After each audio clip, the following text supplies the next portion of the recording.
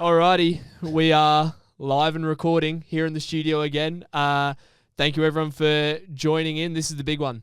You can feel it. You can. Episode 28 of the Unfunded podcast. I'm Lachlan Jones, professional triathlete with good friend Lleyton Wall, also professional triathlete. And we are proudly brought to you by Official Beer, proud sponsors of the podcast, keeping the lights running in the show, continuing on. So thank you very much to them. There's probably going to be a few of them flowing in the coming weeks with, know, the championship wrapping up.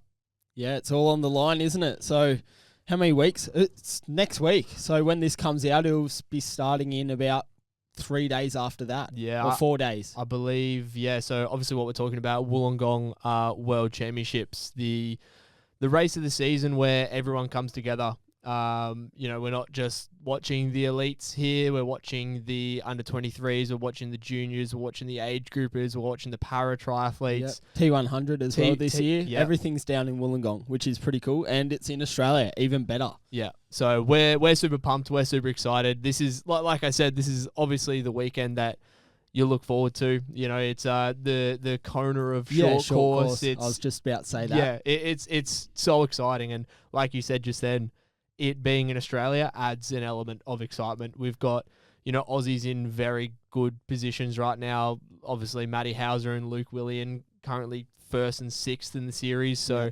honestly, it's so exciting. Yeah, it's the weekend, and you can feel it, especially here on the Gold Coast. You have all of the other nations coming in now, and they're kind of basing in the Gold Coast for a week or two before. And, you can feel the excitement. Yeah, even though we aren't racing. Even regardless, I think just being fans of the sport, it's pretty cool just to have it here. Yeah, exactly. I mean, we've even got our media guy in the corner. I know he said before he really didn't want us to mention him, but Falco's over there, just getting some media for us in the lead up to World Champs. So, it's all happening, and we can't wait to kick it off. Cool. A little bit of what's going on. Yep. We'll start. How was your weekend? As we always do. Anything go on? I had a little race on the weekend. How's that? Little prep, little hit out. Yeah, it was a little prep, just helping some of the junior boys and under-23s get ready for Worlds. Oz Tri have they put on a little race just down to Robina along Robina Parkway. Just I guess to have a bit more racing experience in some of the younger athletes' legs, so they don't have to go over to Europe or go over to Asia. So I jumped in on that race, and I wasn't feeling great myself, but I mean, I just went around and did my job really. So that was fun. We got some serious talent coming up. Like, it was good to see some of those boys that are racing and girls as well. Like Tara Zazinski and Rochelle just was so dominant. So we'll speak about them later, but. Some of the athletes that are racing for Australia, they're definitely ready. That's good. That's good to hear. Nah, it's exciting. What'd you get up to? I didn't race, but I went to the races. The horse races. Yeah, the horse races. Yeah, nice. Yeah, they were on at the Gold Coast and never been before, and didn't pick any winners. So no winners. That was my weekend. Only money lost. Yeah, pretty much. Rent's due now, and now I'm scraping. I'm sweating. Come on, official beer. Where's the money? You're kicking up. You're picking up the empty cans at the the 10 course. cents. Yeah, taking them in. It's good. And some exciting news. We do have the Unfunded team. We will be up in Noosa. I know that's still about 4 weeks away, but the Unfunded team will be on the ground. We'll be covering. It'll be our first. We plan it to be our first sort of live coverage of the event. Obviously, anybody who knows anything about Noosa, it is just such a heritage race here in Australia. We've had people set up careers off the back of winning Noosa. So we really want to get down there. Obviously, it's only a 3-hour drive from our house. So it's pretty convenient. Works at a good time for us as well. And only 2 weeks after World Champs. Yeah. We haven't seen an official start list yet. But I think we'll have a lot of both distances, so the middle and the short course guys coming together. I think it'll be a good weekend, and obviously there's a massive, it's the massive triathlon festival for Australia. In the world. So I think it's still the biggest festival in the world. So it goes on for a few days. So we'll be there doing a bit of stuff.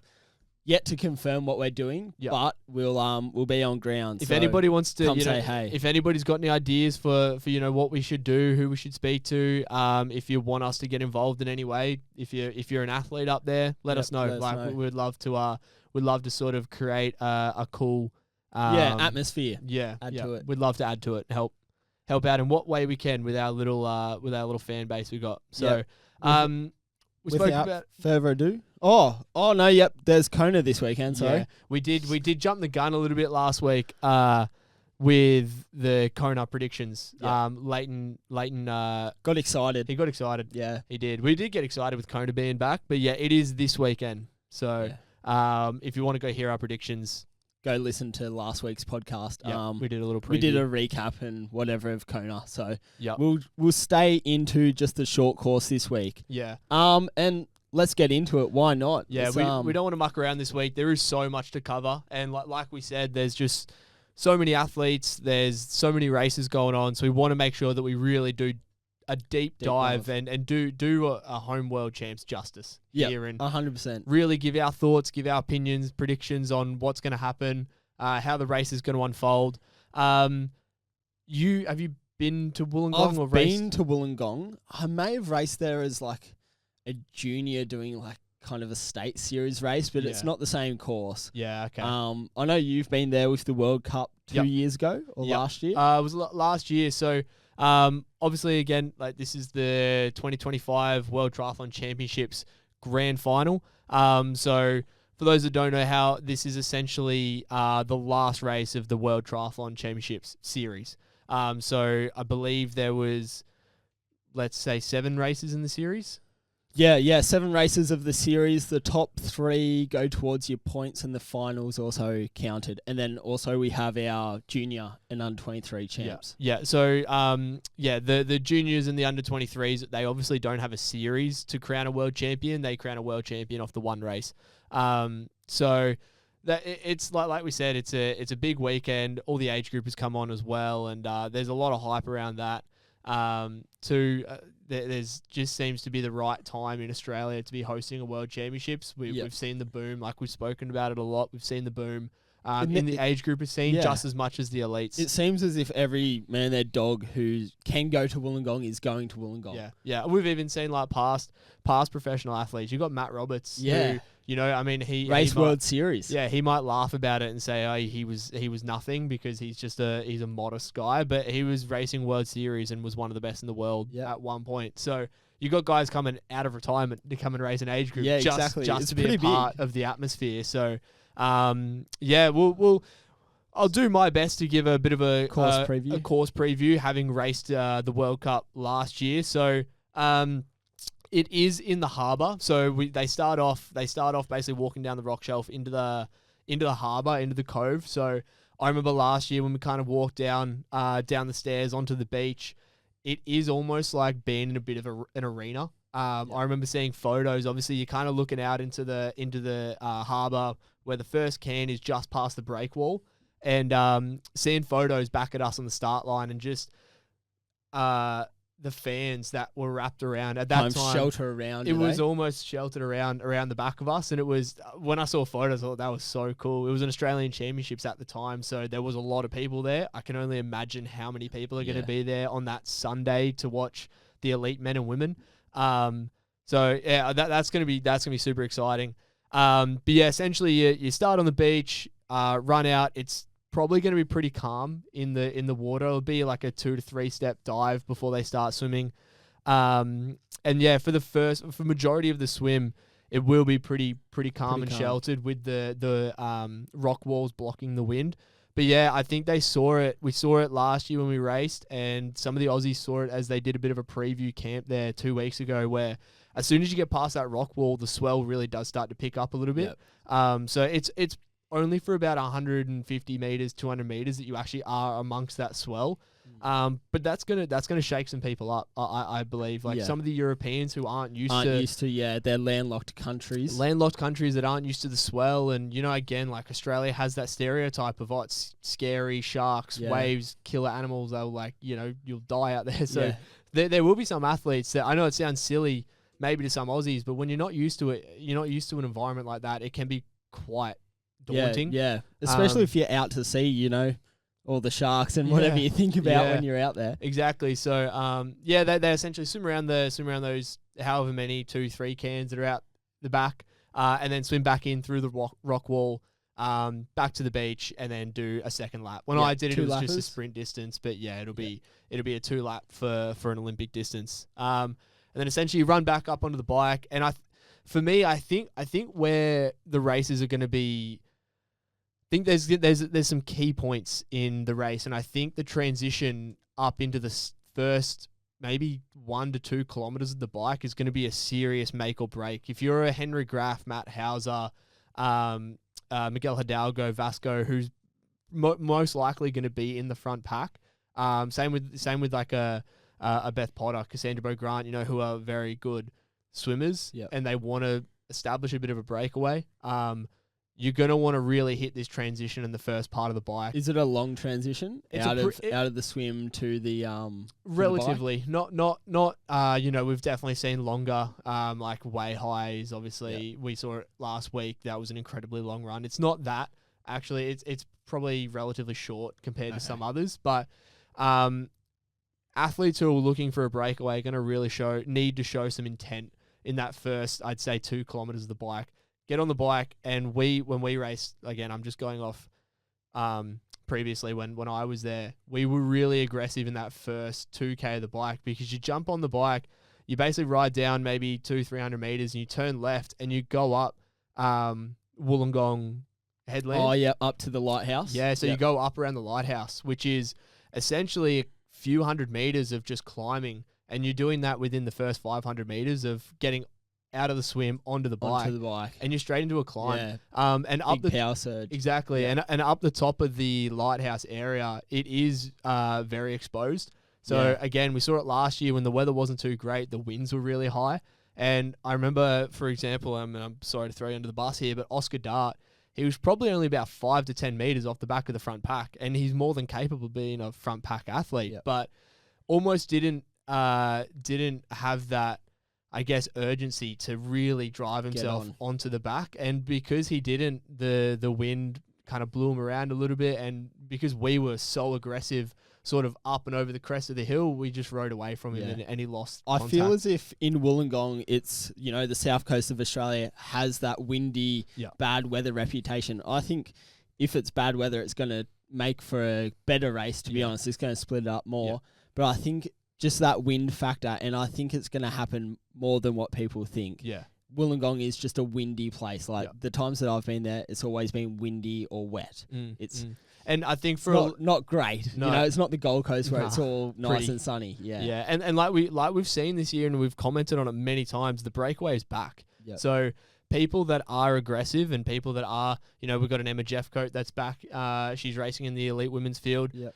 Athletes like that are going to take advantage of that. So I think we'll definitely see that aggressive nature, especially in the first couple laps, using that headland exposed area. So is it very technical or pretty straightforward? Pretty straightforward. I wouldn't say like it's very aggressive turns. Like they're not very sharp turns. I know there's a part of the course that we did last year that they've taken out, and they were quite aggressive turns, but they've taken that section, and they essentially ride down the hill and ride further into the city than what we did last year. So that's the key difference. So they've probably taken out the more aggressive turns and just kept more of a strength aspect of the hill. A bit of undulating. And then the run, that pretty the same. Pretty straightforward. So, the run, I believe they go back over the hill as well. So, essentially the same as what we did. It's a strength course. It is very much a strength course. So, you athletes will have seen the course. They'll know what they're in for. They'll look at the elevation profiles, and they'll have a good understanding. But, it's not going to be a boring course. Like that's for sure. It's not going to be your Abu Dhabis. It's not going to be your Way Highs. Whereas Way High was still a little bit undulating, but it's not going to be. It's not on a highway on the M1 going for it. Yeah, back to Sydney. It's a really cool spectacle though. I think they've done well putting it up around the the lighthouse, and again, like getting I said, the features of Wollongong involved. Yeah, and like I said, when we were racing last year, the crowd really got around it, and because it's a sporting town, Wollongong, it like is. blue collar, Yeah. steelworks. Yeah, yeah. It's a good town to have a sporting event in. Yeah, they got their they even got their basketball stadium. I think we ride past the basketball stadium. They've even got obviously like the footy stadium. The St. George Dragons. So it's like you said, it's a sporting town. So it's going to be super exciting, and I think we've obviously got our people that we're cheering for. It's going to be our Aussie home base. So we can't wait to see all our guys rip in. So let's just get into the agenda of the weekend. We'll just start going from the juniors up until the elites. Yep. We'll start with the junior men. The Aussies racing, we have Zahn Spies, Oscar Wooten, and Ollie Moxon. So they're our three that we had. We also have to give a shout out to Jack Caldwell and Jack Woodbury. Those two guys, we said that a couple of weeks ago. Unfortunately, they're injured. They would have been key players in this race, we think. And well, they're probably like our 1 and 2 athlete. I mean, I know Zahn Spies got the automatic spot over Jack Woodbury, but just seeing what Jack Woodbury's been able to do this season, he's got a European Junior Conti win to his name. So we know the pedigree of both Jacks. And again, I was actually speaking to Jack Caldwell's coach on the weekend, James Sweeney, and we both had the same opinion as each other. And they're juniors, they're young men. Yeah, their careers are far from over. Exactly right. It's an unfortunate situation. Of time. But they got plenty of time. But two very good up and comers coming through though, Oscar Wooten and Ollie Moxon. Yeah, so they'll fill their shoes pretty well. Yeah, good on those boys. So we've done a bit of research into the ones to watch within the junior men. Obviously, juniors, it's a lot harder to find who's coming up, where they're from. We obviously have a finger on the pulse in Australia. We see them racing. But over in Europe, it's a bit harder for us to see. So we've done a bit of research, and there's actually a fair few contenders that have won some Euro Junior Cups this year. Yeah. And a lot of them are French. The French have a really strong team. Mate, they know how to produce athletes from a young age. Yeah. Like really good talent. We saw it we even saw it in the Rome World Cup last week. Like that, like the leftover guys that they have that aren't racing Wollongong are still some of the best guys in the world. You put them on a World Series start list and they're still phenomenal. So I think that's due to the GP kind of system that they have, and they just kind of live and breathe it. So here's Archili Beeson. Sorry, these are French names. He came third at the World Champs in 2024. So he's already got Junior World Champs. Yeah, I think I know who you're talking about there, and yeah, he's a born and bred racer. Yep. I think he's done a couple, potentially been on a podium of a couple World Champs as well. So he's he's definitely going to be one to watch. I feel like any Frenchie's going to be one to watch. So really. There's two other Frenchies. Martin Hubner, he won another Euro Cup in Carole. Yeah, that's the Italian one. Yep. Yeah. And then we have Tristan Douche. He won in Halton as well. And that's a tough course. That one. Like Halton's got a bit of a name for itself over in Europe. So to win that, very, very strong French team that is. And then we have a American. Obviously we had the hype of Reese Veniston as a American junior, but Isaac Lamperch, he's got 2 Euro podiums this year. So I think those 4 boys are in some form, especially in Europe where you probably see the most difficult racing. Yeah. So I think those guys will be ones to watch, especially those French guys. Like they're going to swim and ride pretty hard, and they look as if they can all run pretty well. And we've seen in the past the French athletes and especially European teams to come. Like it's easy for them obviously to go to a European World Champs, but they're only sending you if you're if you're a podium chance. Yep. So because coming to Australia is such a long way to travel for those European countries, and most of the time the national federation will pay for you to be over here. So they're not sending you unless you're a good chance to do something for the nation. So I think any athlete that's really from Europe, you're in fine form and you're going to be fighting for a podium. Yeah, exactly. So, how do you think the junior men will go? I think how will it break down? It's tough because it's juniors. It's juniors, and like you said before, you could have a guy that's ranked 50th win this race. Because the Aussies are always going to have high rankings because of our Oceania points. score. So Aussies and Kiwis are always going to have high rankings. Same with the Americans. But yeah, it's I struggle to see any breakaways. I do believe that the junior races tend to come down to a run race. Yeah, come together. The maturity of the athletes just aren't there yet, and it's no one's fault. It's just that they're young. Yeah. They don't really understand racing dynamics. They haven't matured into the athletes that they're going to be in the future. So, look, I swam. Oscar Wooten was in the race on the weekend, and he was pushing me in the swim, and I like to think that that's one of my stronger legs. So you're gonna have guys that will try, and hopefully with the Aussie crowd in the background, that might spur Oscar and that might spur whoever else. Ollie's also a great swimmer, so that could spur a bit of a breakaway on. But I do believe that most junior races are just going to come down to a run race. Yeah, so it's going to be, and if that is the case, then Zahn Spies, he's a very good chance, very good runner. So Zahn could be our best athlete here. Yeah, but again, it's a tough one to pick. Depends on, it could go anyway. Yep. We'll go on to the junior women. The Aussies, we have Aspen Anderson. We've talked about her all year. She won everything in Australia. Addison Hullslip. Mm-hmm. She won Tizzy and then second in Holton, so she's proved herself in Europe this year, which is pretty cool. And she's 16. Yep, that's crazy. Crazy. Claire Spicknell, another one. She was pretty dominant in the Aussie season. And I think she's also fairly new to the sport. Yep, which is I think exciting. She's maybe a talent transfer athlete. Yeah. And then we have a reserve that's got a slot, and it's Ava Henval. Yep. Yeah, and again, that's pretty cool from WA. So we've got a Western Australian out there representing Australia. And like we said, the Europeans realistically only send over, especially at the junior age group, only send over an athlete if they really think they're going to do something. So it's a long way to travel. So it is a very good, I guess, case for us to put forward as many athletes as we can in the reserve side, because there's more than likely a chance that they're going to get picked up and put on the start line. Yeah, it's good. It's great that the Aussies are getting an opportunity, even if you were picked as a reserve. Yeah, you're still jumping on the start. 100%. What's the harm of getting a 17, 18-year-old on the start list to get a bit of experience racing at this level? So ones to watch again for the women. Again, very hard. But we do have the defending world champ, Amber Grasset from France. These Frenchies are going to be pretty good. She won the 2024 Junior World Champ. Yeah, I think her and Fanny Salayas had a sprint finish. Yeah, and so Fanny's also racing. Yeah, runner-up. She also won in Wells. So Fanny Zalias, she's from Hungary. She's obviously a very well-known. She's been racing on the Super Tri circuit as well. So she's had a lot of experience, not just racing in the junior women, but also racing in the elite as well. So it's going to be exciting to see those two match up and, also go against our Aspen Anderson. So. And then we also have third at the 2024 World Champs. So we have the top three. Wow. From the World Champs coming back this year in Wollongong.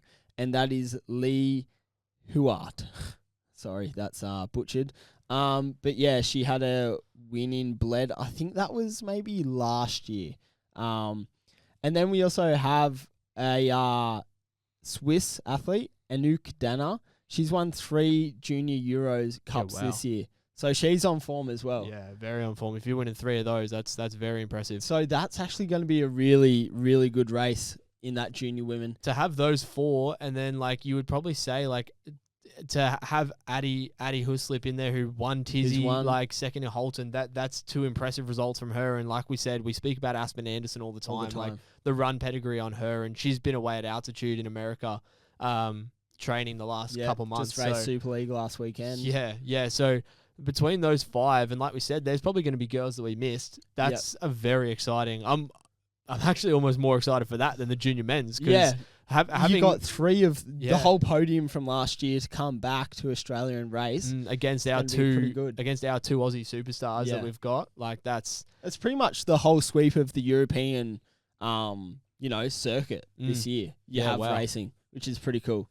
Again, it's tough to see it not come down to a run. Yeah. Even more so in the women. I think the women can be sometimes a little bit more tentative. On the bike. Yeah, especially if, like we said, race day, it's windy, it's a bit hillier, the girls might not be as aggressive as some of the guys. So especially when they're, we got an Addie Huslip who's 16 years old. it's they're a little bit like premature in their racing ability. Yeah. I guess confidence in what they're good at and sticking to their guns. Yeah, and she knows she's a phenomenal runner, so Yeah. it's like why don't get dragged into something else that And you her- don't want to be. her support team's going to say that to her. Her Yeah. support team's going to know that like your winning leg is the run. So just if you're in a front pack, Just sit in. just sit in and wait Yeah. for the run. But then, yeah, you've got literally we're looking at 5 girls that can do the exact same thing, And so- who have done it on the world stage. at yeah, wow, Worlds. that's going to be really Yeah. cool. That's pretty cool lining up there. Yeah, The under 23 men, this I think is probably the most stacked of the world champs, Wow. like in the age categories. yeah, The under 23 men, we'll start with the Aussies. We have Braden Mercer, who's come second at Napier World Cup. Brad Course, he had a string of Asian Cup wins. Toby Powers, Logan Campbell, and Rory Thornhill, also all on the start list. awesome again to get a 5 full Aussies, 5. yeah. Like that's a win in itself. I think it has to Australia. be done for like development into your senior years. Like, Yeah. why wouldn't you take more people at a home world champs? Yeah, exactly. Homework, like this sort of stuff is just exposure at this point. It's get the feeling of you might go and get your ass whooped, but like that's a lesson in itself right there. Yeah. I think all of these things racing at this level, it's valuable experience, and again, like They've all raced pretty well this year as well, so yeah. they deserve it. Our people. Yeah, I think our guy, we definitely want to give obviously he's not Aussie, but he's a friend of both of us as the two hosts, and that's Michael Garr. He's British and Italian champion.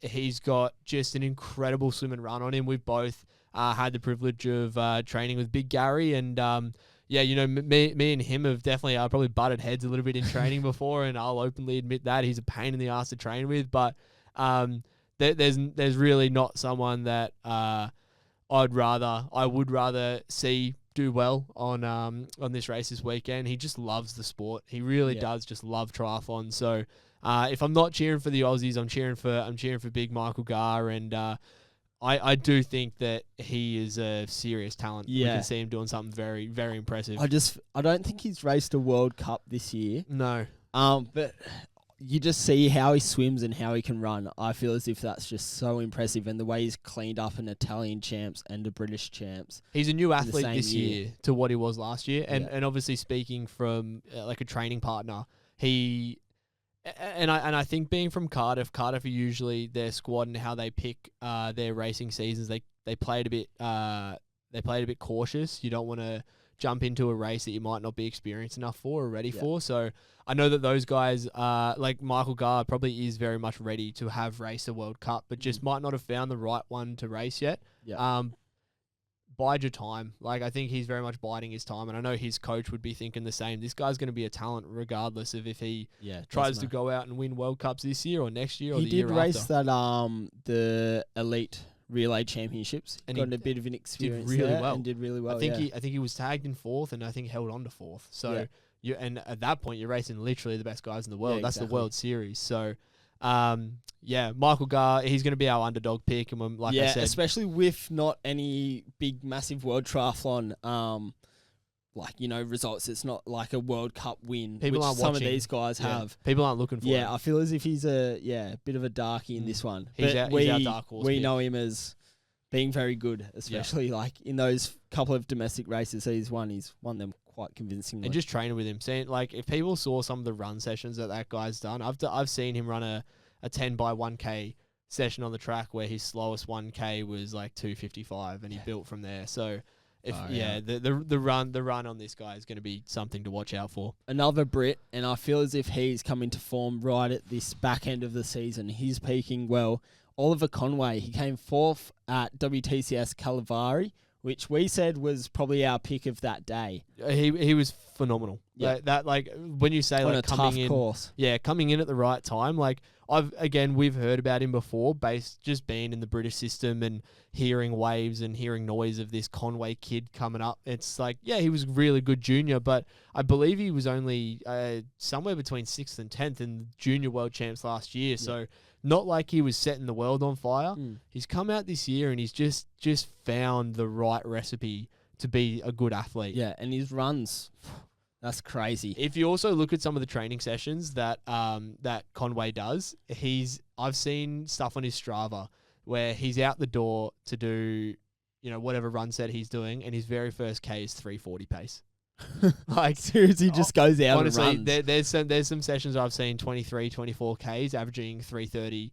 Wow. 3:30 pace, and it's not like he's just done an incredible session in the middle. It's his warm up is about 3:40 to 3:50, and his main set's about 3-minute pace, and then his warm down's back to 3:30s. So it's like my old man muscles need a little bit more warming up to do before I start He's running still that young. pace. He's still very young. Yeah. He also won in Sardinia, the Moroccan World Cup, which is pretty impressive. And then we have Reece Venison. You can't forget him. Nah, he he's a won big in freak. Chengdu. We all know what he's kind of done. Massive hype as a junior. Did he win his Junior World Champs? I don't think so. Who was the pick? I'm starting to wonder if he might have won in Hamburg. Oh, maybe. I can't remember. I can't remember either. He might have won in Hamburg. Anyway, he's been on form with a first place at Chengdu, which was a kind of coming it was out a run party race for him. That was a run race too. And when you look at the people that were on that start line, like you had some serious French contingent there. Brendan Copeland, he was third in that.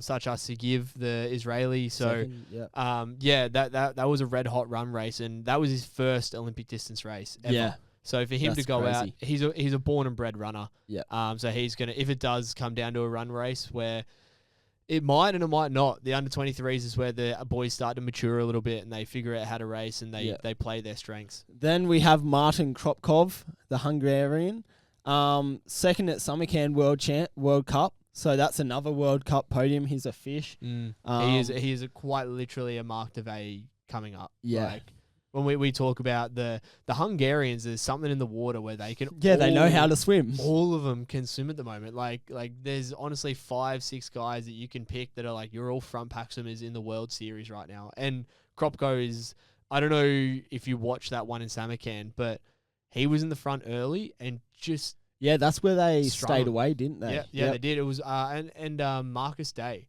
who is a fish in himself. Like he was sitting second, I believe, on Kropko's feet. And I remember hearing something he said about it. He said it was one of the hardest swims I've ever done. Wow. Just trying to sit on his feet. Marcus Day is, I think, led the series for Super League as the leading swimmer. Oh, okay. So a very good swimmer in his own right and struggled to sit on Kropko's feet. So if you've got an athlete like that going in there you've also got Michael Garr, who we just said, and Braden Mercer. Braden Mercer is a phenomenal swimmer. And then obviously our another pick is Matthias Buell. He came third at Samarkand, which was a breakaway as well. So he can obviously swim. The Canadian, I believe he might have run into that position. Oh, did he? If it's the Canadian that I'm thinking of, he's run into that position because he's not a phenomenal swimmer. He's not a phenomenal swimmer, but he 100% can run. Okay. He's going to add to that Ollie Conway, Reece Vanison sort of that Run group. pack. So we're gonna have a series. We know Toby Powers can run, Logan Campbell can very much run, Rory Thornhill can run, Brad Course can run. So we've got an Aussie group of definite runners, and like we just said, Ollie Conway, Reece Vanison, Matthias Buell, like they are some phenomenal runners too. But then you've also got your Kropkos, your Conway, your Kropkos, your Gars, swim. and a Braden Mercer, like. Could go either way. This depends on the bike, really. I think. Yeah. Sometimes these races will break up into about three distinct packs. Yeah. You might have a pack of 15 in up the road, and it's all these boys are strong. Yeah. All these boys will be strong. So that's going to be an interesting one. Cool. On to the under-23 women. Yeah, this is an exciting one. We got only 2 girls in this one. So obviously it's a bit different to the other races we've had. We've essentially had a full stack of 5. We've got Rochelle Hill and Tara Zazinski, and I think from the start these 2 girls are always going to get picked. They've raced. Rochelle raced under-23 World Champs last year. Tara Zazinski's raced an under-23 World Champs, and I think her first year she raced it in Pontevedra. Yep. She's also raced, World Championships in the past. So these girls have definitely earned the right to be a part of this team, and they're our standout 2 under-23s at the moment for sure. And the 2 that are leading up into becoming dominant elite women, and both Tara and Rochelle, like I said at the start, that Australian triathlon practice race over the weekend, both of those girls actually raced in that and looked so strong. Like I'd finished my race and watching them, Tara had a lead out of the water. Rochelle was second, maybe 15, 20 seconds behind. And yeah, Rochelle is a powerhouse on the bike. Both of them powerhouses on the bike, but Rochelle probably more so. Bridged up. I think they both got caught in the end by a 15-person pack. Yeah. And then after they got caught from being off the front, they then ran away with ease, and they both went toe to toe. It was really cool. With a K to go, they were both toe to toe. Was it? Was it only 3 seconds between them? Yeah. So when I saw it, was funny because when I saw him at the turnaround point, Tara had about a maybe 3-4 second lead. And then in the end, I heard Rochelle beat her. So they went all the way to the line. Yeah, so that's it was good. Really good showing from them too, and just shows that they are very much in fine form coming into this World Champs. It's also another very dominant under 23 female World Champs. Like, we have number 1 from last year and number 2 coming back. So can you say these names? I'm sick of butchering European names. Yep. So we got Carolina Helga Harith. Yep. She like you just said, she was 2024 under 23 world champ. But she hasn't raced since though. So I looked at her World Triathlon and she hasn't raced, which is a bit weird. Obviously, we haven't followed the under 23 women like we usually do, or like we follow other races. It's tough because like I don't know whether she's been injured or. Well, they don't have under 23 is the only time that being an under 23 really counts is at under 23 World Champs. Yeah. They don't have any other event in the calendar which is specifically this is an under 23 event. You race the elites, so this is the only time the under 23s are separated from the elites. Yeah. So. Yeah, it's tricky, but you can't knock the defending world champion. Yeah. So we're gonna put her in there. And then you got Zuzana Michela-Kova, 2024 runner-up. So 1-2 that coming back, and just like the men, just like the was it the junior men?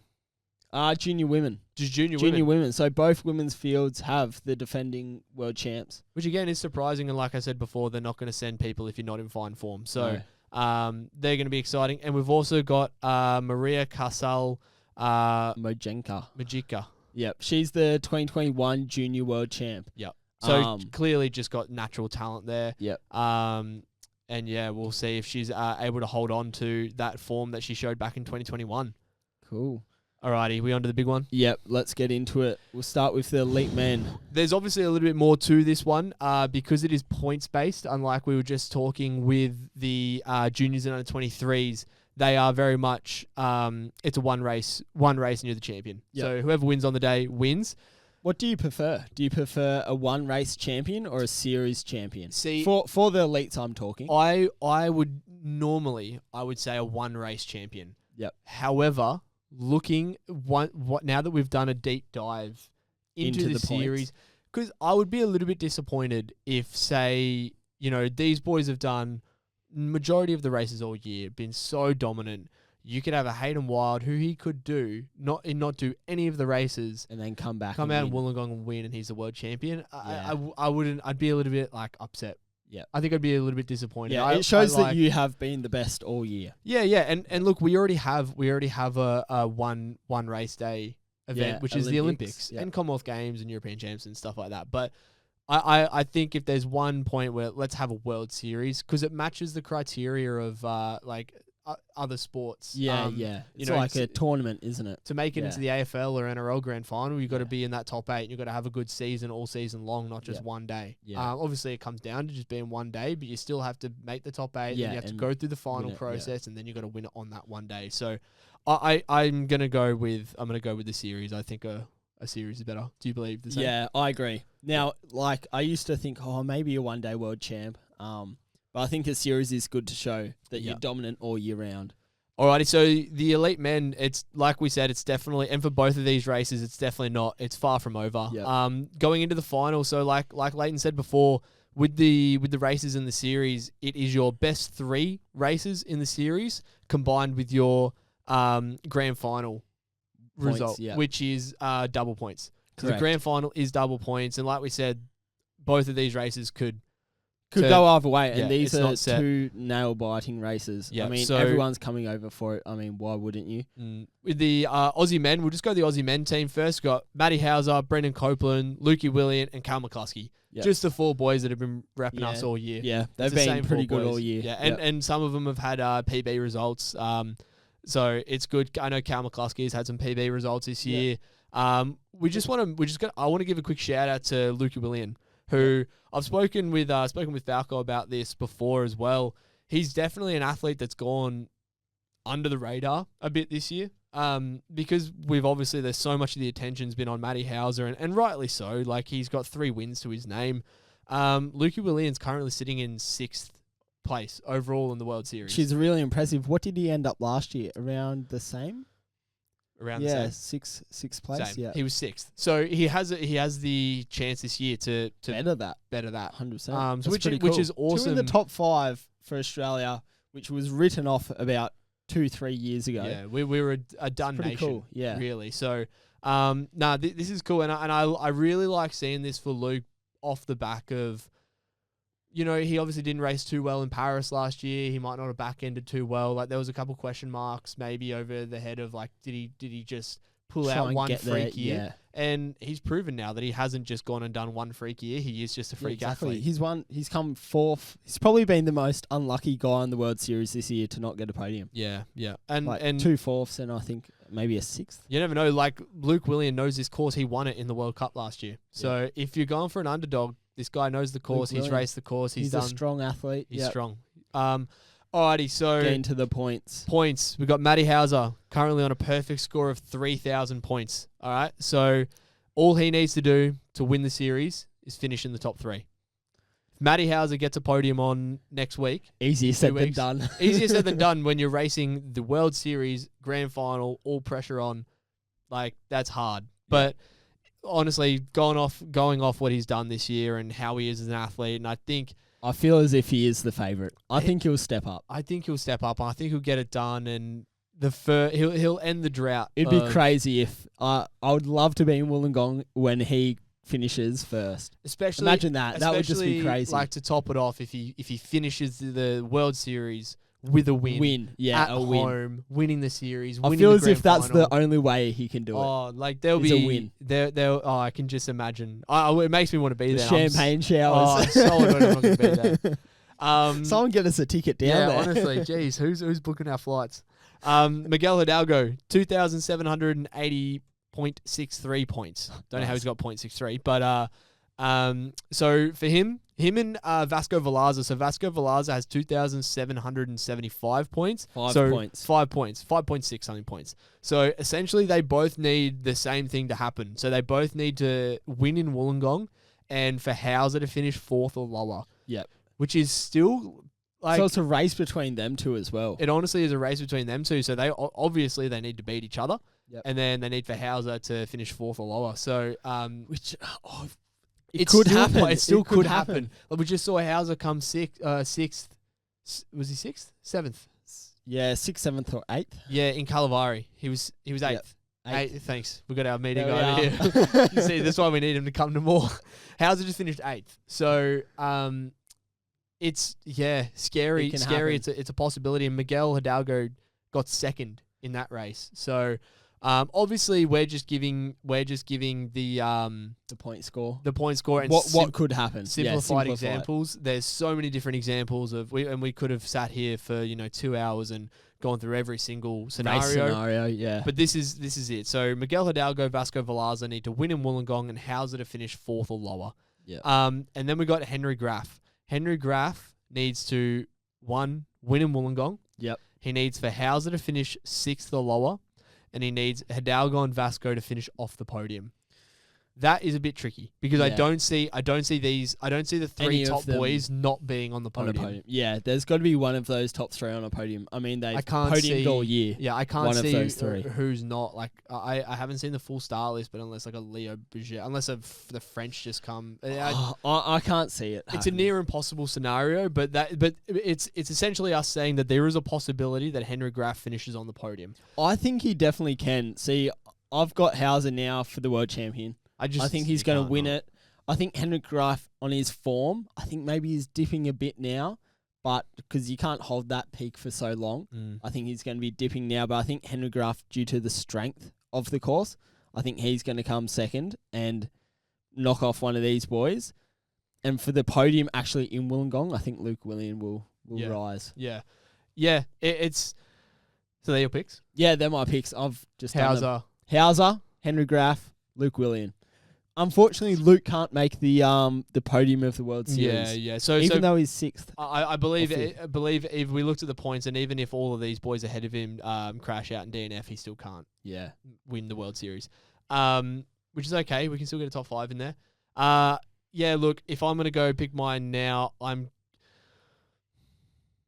going to go Matty Hauser. He's going to win it, and I picked Hauser to win the series at the start of the year, so I'm going to back him all the way. I'm going to go Matty Hauser, and then I'm going to go Miguel Hidalgo. He just, even on these like undulating tough courses, we saw him in Calavivari where he got second and had a very incredibly fast run. He can swim, ride, and run, so I think he's going to come in second.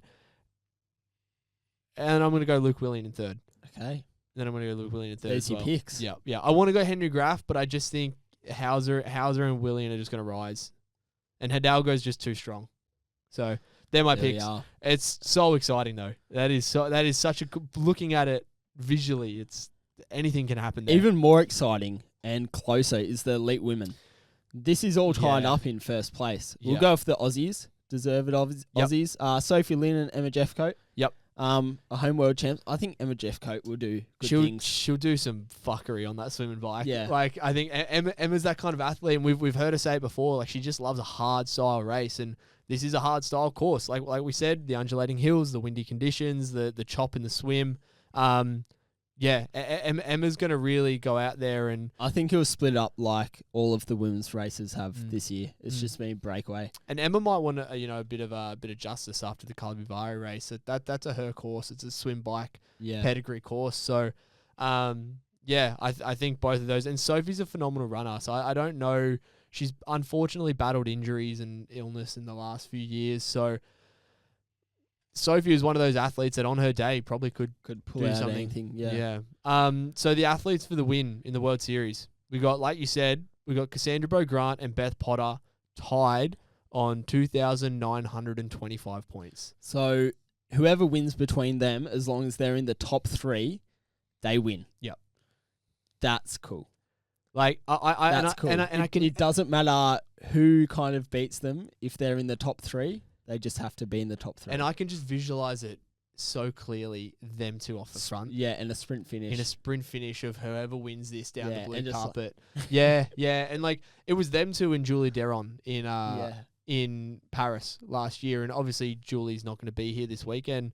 There's plenty of others. You got Jean Lahair and Lisa Tersch, Periol, all of them very well could be there on the run, but I can just picture those two off the front running down. And it's been these two for a while. Like we've seen these two are the dominant two for quite a long time. We've had people, there's like we said, the other 3, they have come in and challenged them a bit, but for the last few years it's been Cassandra and Beth Potter. Their runs just on a different level. Those two. Yeah. So we got, and then Jean Lahair she's currently in third, 2,716.45 points. So she needs to win in Wollongong, and she needs Beth Potter and Cassandra Bowe-Grant to finish 4th or lower. Which could happen. See, I also feel if those two aren't running down the chute together, Cassandra Bowe-Grant has crashed out.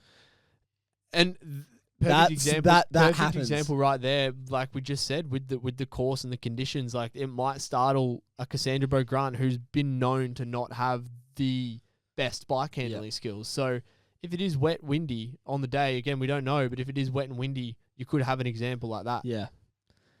Lisa Tersch also. Yeah, so Lisa Tersch and Leonie Periol, they're not on the exact same, but there's a very small points difference. So 2,636 points to Leonie Periol's 2,587. So both of these girls need the same outcomes. They both need to win in Wollongong, and they need Cassandra Bowe-Grant and Beth Potter to finish 5th or lower, and Jean Lahair to finish 3rd or lower. All right, so both of those girls, they might have very slightly different, but and again, that could happen. Like with, again, it's like it's Henry Graff all over again. It's unlikely, but it's possible. It is possible. Yeah, it's more like Vasco and Hidalgo. So they kind of need to beat each other, but have the same thing. So it's a race. There's a few different races between all of within every race. And I which remember, is cool. I remember seeing, and I hope they bring the graphic back, especially for us that will be watching it on live. Yeah, triathlon who's live the current TV. leader? Yeah, I remember they had like a graphic on the side. I think they also had it in Abu Dhabi, maybe in 2022, where it was essentially like, obviously when they go through the timing mats, they know the exact position of the athletes in that current time. And then with that, they had the live point who's score. Current world champ. Yeah. So if it was to be in this exact coming out of the water, if this was the exact finishing order, then this is what the World Series order would be. Like if they had something live like that, that would be really cool. I think they will, surely. I hope so. It's a cool graphic. It's a good. really cool graphic. It's a lot of nerdery. Yeah, it is. and I mean, we obviously are. Like we love this sport. So who's your pick, Lockie? Who's going to be the world champion? Cassandra Beaugrand's going to be the world champion. Okay. I think it's tough because the conditions are going to play a role for her, but it's Cassandra Beaugrand, man. You can't go past the current world champion and the current Olympic champion. You just can't. Not a year after the success. I think I picked her for the world title this year as well. You can't not. You can't not. So I'm gonna go her, and then I think Jean Leher. I think she's gonna come out and do something. Okay. I don't know how it's gonna shake up the points overall positioning, but I think Leher is gonna come in second, and I'm gonna go Beth Potter in third. Okay. I'm going Cassandra Beaugrand for the win. Yep. She was my pick for the world champion. It's tricky. I might go Leonie Perriol. See, that's who I was thinking. I'm going to go Leonie Perriol in second, and then I'm going at Beth Potter in third. See, part of me, because I'm pretty sure I picked Perriol on the podium, so I've kind of just shot myself in the foot there. To be we should have looked. Yeah. Oh well. Because I'm pretty sure I put her in third. Either way, like it's gonna be a very close. And I hate to brag, but if Cassandra and Hauser win, I picked both world champions. Yeah. That's pretty impressive. I picked Alex Yu, who raced once. Who's raced once. I mean, look, not a bad pick. Like he was last year's Olympic champion and world champion, but do your homework, buddy. He's doing marathons. He's marathon running. He's a marathon runner. No, all right. So that's all the elite juniors, elite under-23s, and elite men and women. Like we said, just such an exciting. It's a big weekend. It starts on weekend. I think the Thursday. Yeah, I can't remember down the exact, all weekend. I can't remember the exact order, but I believe age group athletes are on the Thursday, and I think under 23s, and then it goes juniors, and then the elites. Elites are on the Sunday.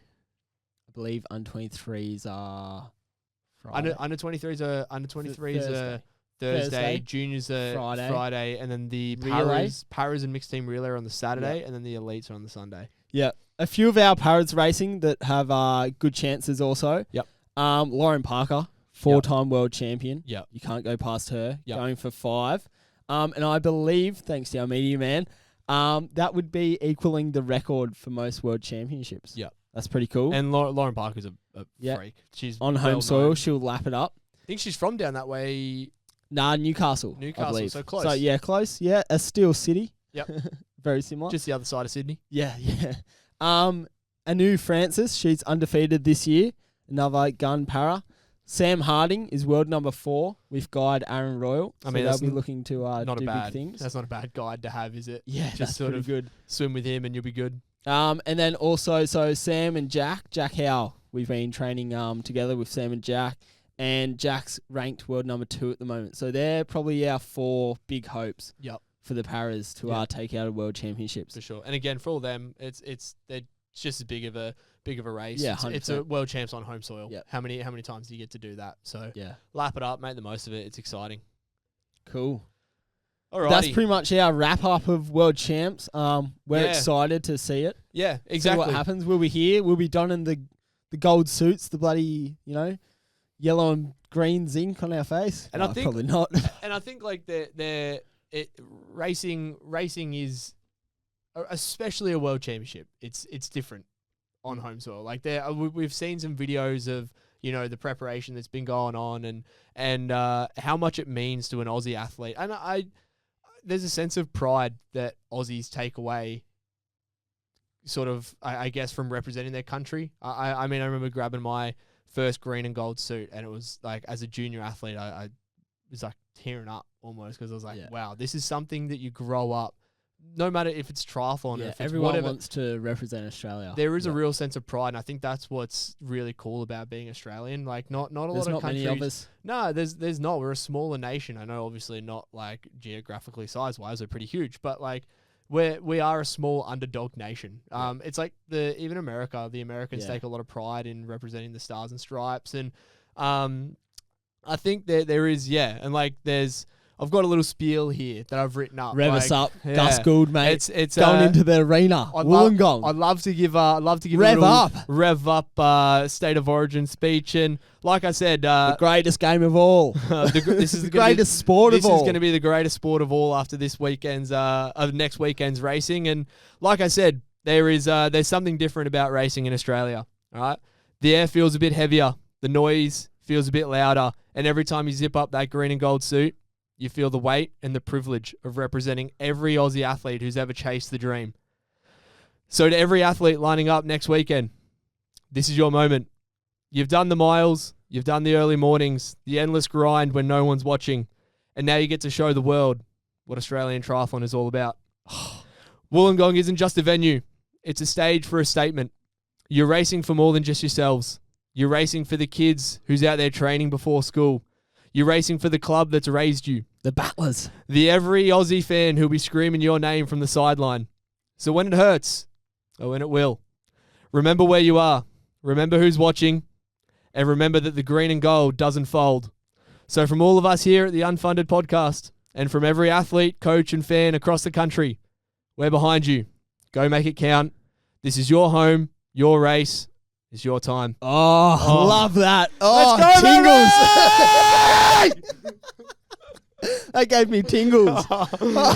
Holy shit, look at his forehead, mate. I was sweating then. That was great. The whole office is probably going, what the fuck is going on in there? Ziggy's going to edit that and just get like everyone listening. Yeah, listen to that. Yeah, let's get that on the Oz Tri page. There, we'll put that on the Oz Tri page.